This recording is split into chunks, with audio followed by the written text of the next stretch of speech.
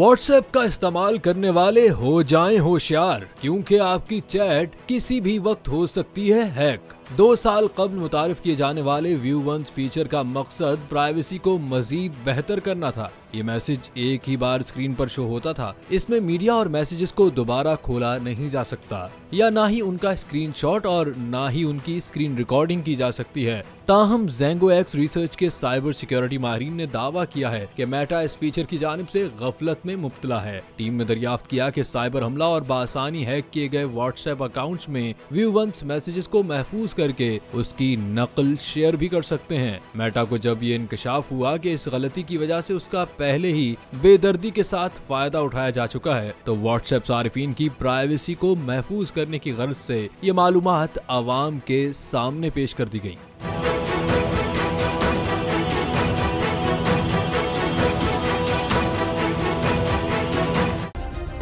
Subscribe करें और bell दबाएं ताकि कोई खबर रह न जाए।